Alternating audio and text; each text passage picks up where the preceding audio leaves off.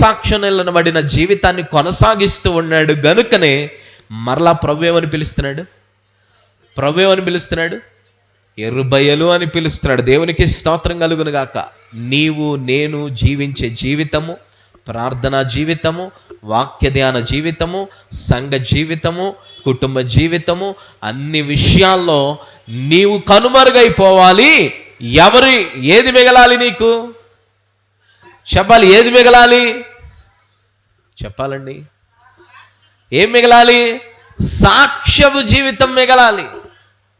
నీ గురించి అవునా సాక్ష్యము బయటకు వెళ్ళాలి. కానీ ఆయన పలానా పొడుగుంటాడు, గిద్యోన్ అంటే బలవంతుడు, గిద్యోన్ అంటే పరాక్రమవంతుడు, ఒక్కడే అవునా కండలో ఒక్కొక్క కండ ఒక్కో చెయ్యి ఎంత వీడుతూ ఉంటుంది, ఎంత లావు ఉంటుంది, ఎంత పెద్దవాడు, మనుష్య గోత్రానికి చెందినోడు, యేసేపు గోత్రానికి చెందినోడు, అవునా వాళ్ళ నాయనది వాళ్ళ అమ్మది అని ఆ సాక్ష్యం చెప్తున్నారా? ఏ సాక్ష్యం చెప్తున్నారు? చెప్పాలండి. ఏ సాక్ష్యం చెప్తున్నారు? ఎరుబ్బయలు అని సాక్ష్యం ఎవరు పలుకుతున్నారు? మనుషులు కూడా కాదు. ఎవరు పలుకుతున్నారు? సరే, మనుషులు తీసి పక్కన పెట్టండి. ఎవరు పలకాలి మన గురించి?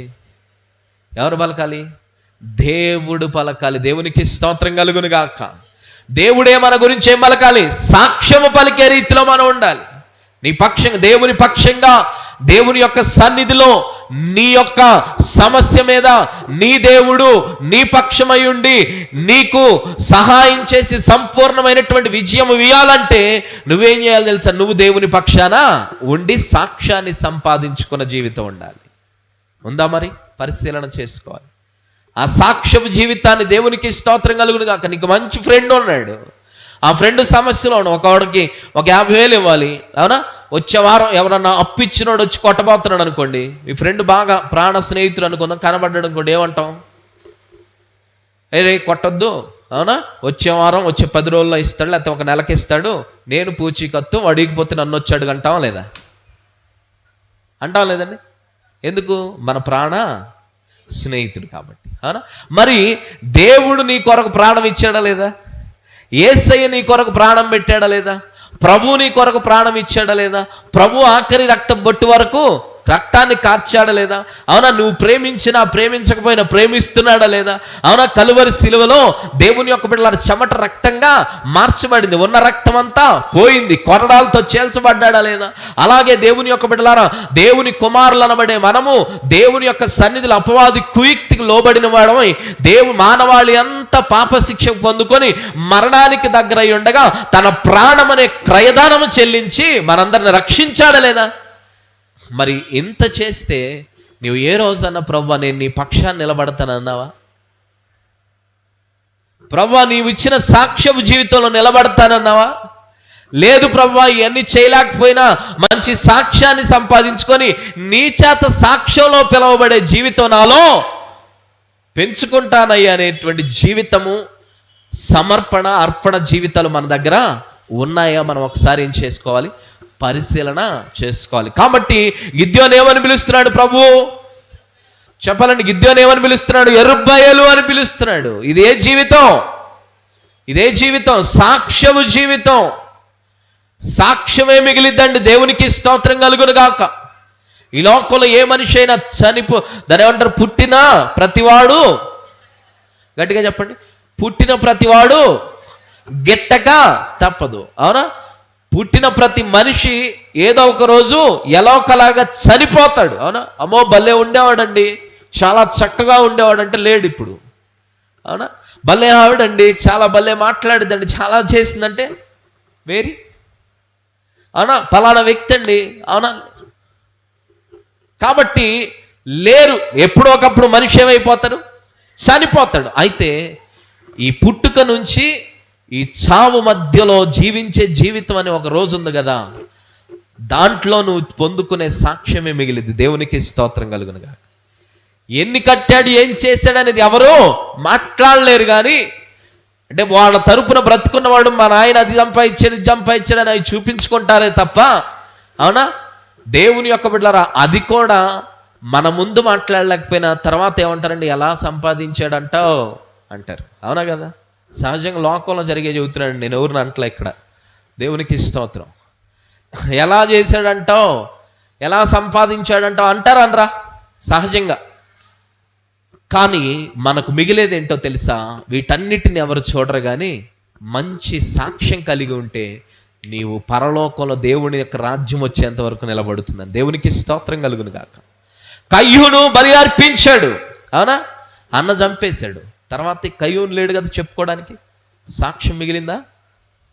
సాక్ష్యం మిగిలిందా లేదా? అర్పణ ఎలా ఇచ్చాడు? శ్రేష్టమైన అర్పణ ఇచ్చాడు. మంచి అర్పణ దేవునికి ఇచ్చాడు. తనకు గొర్రెలకు సంపదలో ఎంత శ్రేష్టమైనది ఇచ్చాడు, ఇచ్చి ఉంటే, అవునా, ఎంత శ్రేష్టమైనటువంటి విశ్వాసంతో ఇచ్చుంటే, ఎంత భక్తితో, శ్రేష్టమైన మంచి భక్తితో ఇచ్చుంటే, ఎంత దేవుణ్ణి కదిలించే మరి విధంగా తన యొక్క అర్పణ ఉండి ఉంటే, దేవుడే మనిషి లేకపోయినా ఆ మనిషికి ప్రాణాధారమైన రక్తం మొరపెడితే విన్నాడండి. దేవునికి స్తోత్రం కలుగును. అందుకే ఎవరి దగ్గర సాక్ష్యం వద్దు. పిల్లికి ఎవరి సాక్ష్యం అంట? అసలు ఆ రెండింటికి పొత్తు కుదిరిద్దా?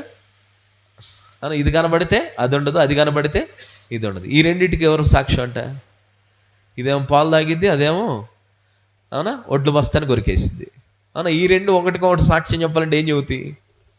అవునా, ఏం చెప్పుకోవాలి? నేను పాలు తాగానంటే అదేమో ఒడ్లు కొరుక్కొని ఒకళ్ళ మీద ఒకళ్ళు చెప్పుకోవాలి. దేవునికి స్తోత్రం. అవునా, ఇలాంటి సాక్ష్యం కాదు. కానీ దేవుని యొక్క సన్నిధిలో దేవుని యొక్క బిడ్డలారా, కయ్యూను చంపినప్పుడు కయ్యూను ఉన్నాడు.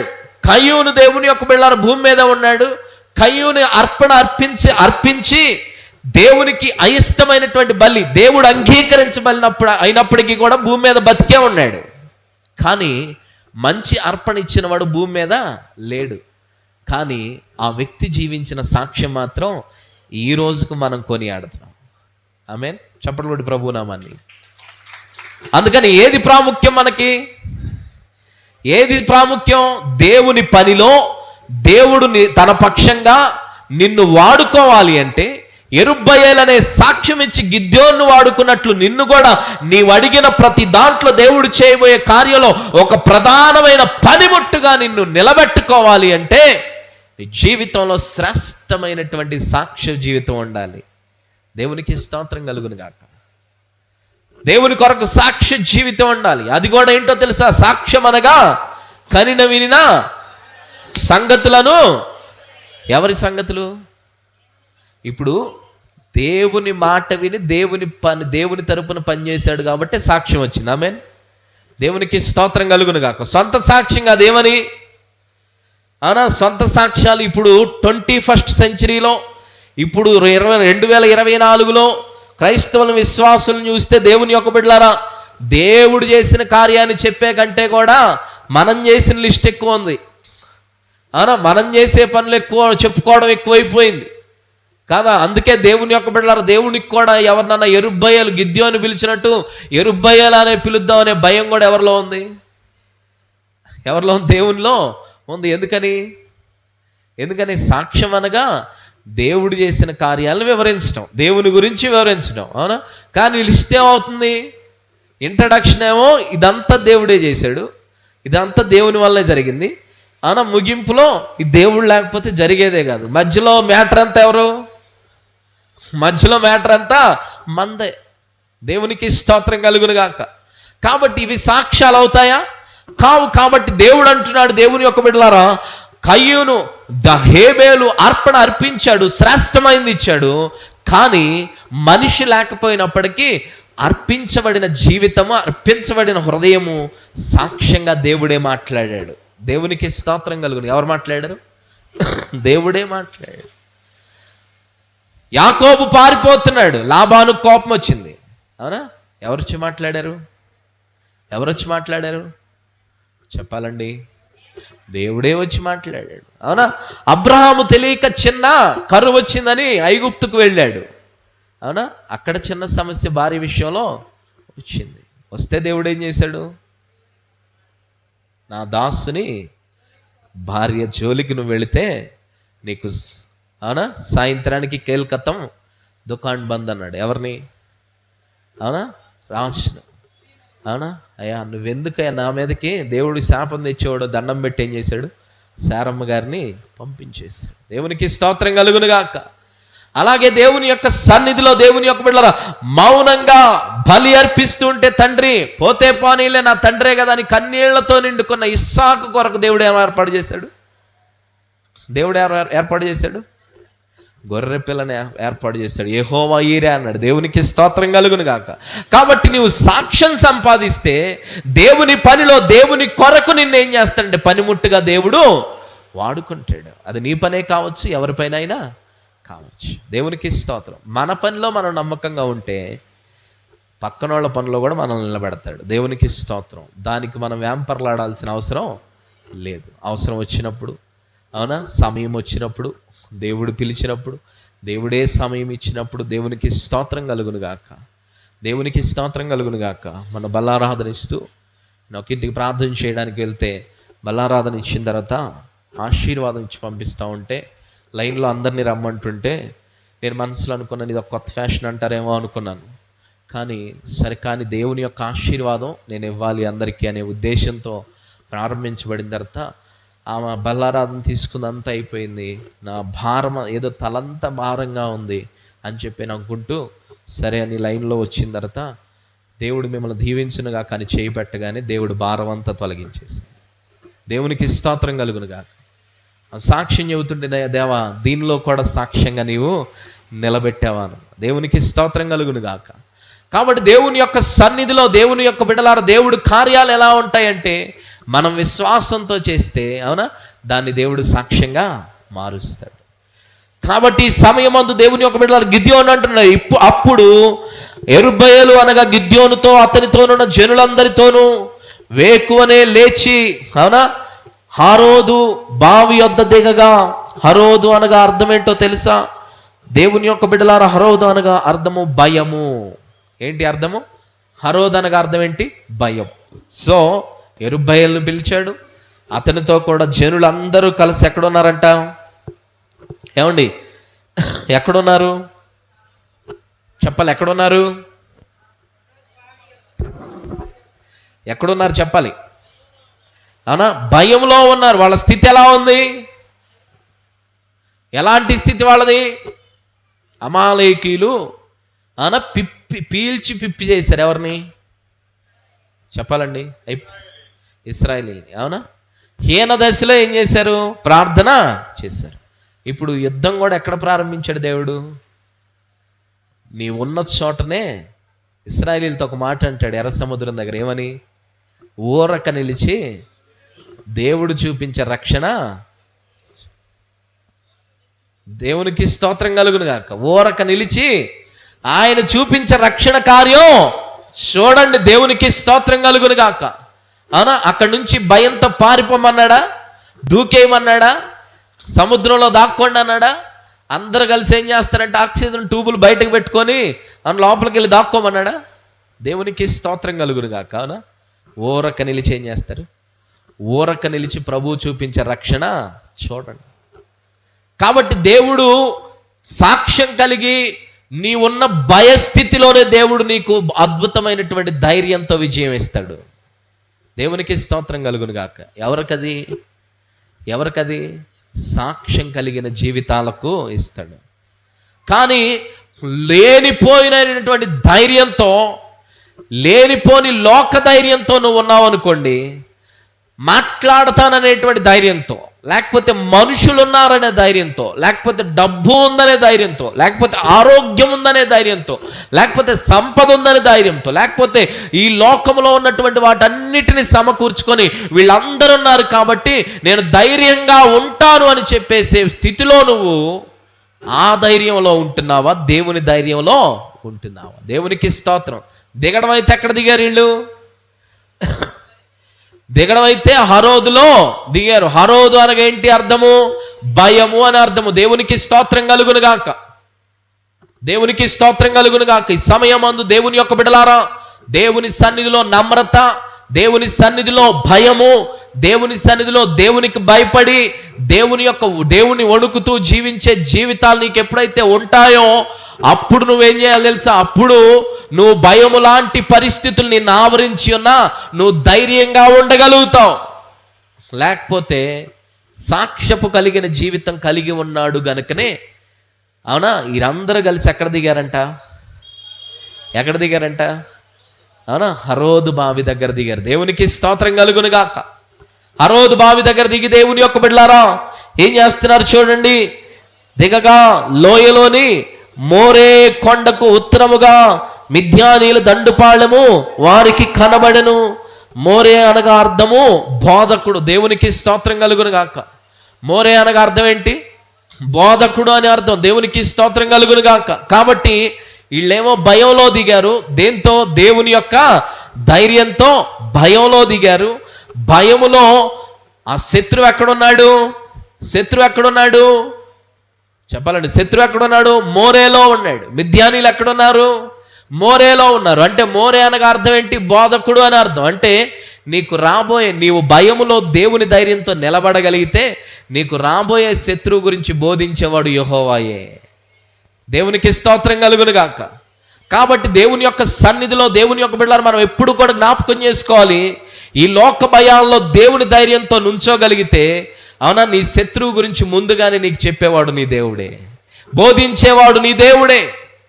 లేకపోతే ఇంకా మరొక అర్థం తీసుకుంటే వాళ్ళు భయబోధలు అనేకం చేయొచ్చు. రే, ఎన్నాళ్ళు మీరు నలిగిపోయారు, ఎన్నాళ్ళు మీరు చచ్చిపోయారు, మిక్కిలి హీన దశకు వచ్చారు, ఇప్పుడు ఏందిరా పైకి వచ్చారని చెప్పేసి అనేక బోధలు లేకపోతే మాటలు విసురుతూ ఉండొచ్చు ఎవరి మీదకి.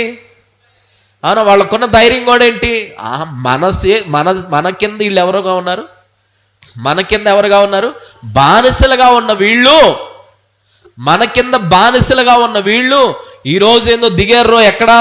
హరోదులో దిగారు. పేరు కూడా భయంలో దిగారు.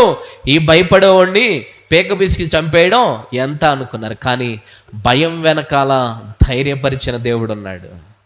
సాక్ష్యం ఉంటే దేవుని యొక్క బిడ్డలారా భయాన్ని కూడా ధైర్యంగా మార్చే దేవుడు మనతో ఉంటాడు. దేవునికి స్తోత్రం కలుగును గాక. చూడండి దేవుని యొక్క బిడ్డలారా, అప్పుడు యెహోవా కనబడును. యెహోవా నీతోనున్న జనులు ఎక్కువ మంది, నేను వారి చేతికి మిద్యానీలను అప్పగింప అయ్యా. గిద్యోను ఇప్పుడు దేవుని పని ప్రారంభమవుతుంది. దేవునికి స్తోత్రం. ఇంతవరకు ఎవరు పెట్టారు?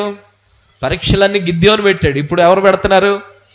దేవుడు తన పని జరిగిస్తున్నాడు. దేవునికి స్తోత్రం కలుగునుగా. కాబట్టి పని జరిగిస్తూ ఇప్పుడు ఏమంటున్నాడంటే, నీతో చాలా మంది ఉన్నారు, వీళ్ళందరూ అవసరం నీకు లేదు. దేవునికి స్తోత్రం కలుగును గాక. అంటే దేవుడు మనతో ఉంటే సంఖ్యాబలం మనకు అవసరం లేదు. ప్రభు మన పక్షముగా ఉంటే, మనము ప్రభు పక్షంగా ఉంటే మనకు లోకముతో అవసరమేమీ లేదు. దేవునికి స్తోత్రం కలుగును గాక.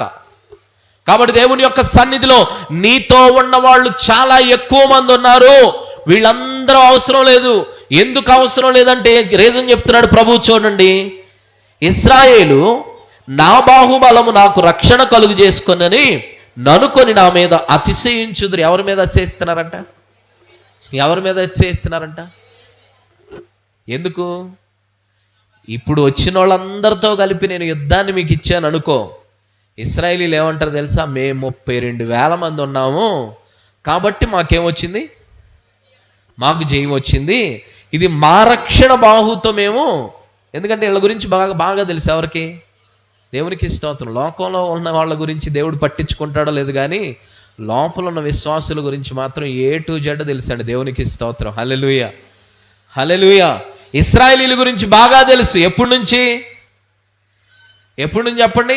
ఐగుప్తులో బానిసలు. అసలు ఈ జనాంగం పుట్టినప్పటి నుంచి తెలుసు. ఎవరు? అవునా?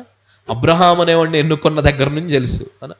ఎన్నుకుందే ఆయన. అవునా? తాతకి ఏం నేర్పిస్తున్నారు?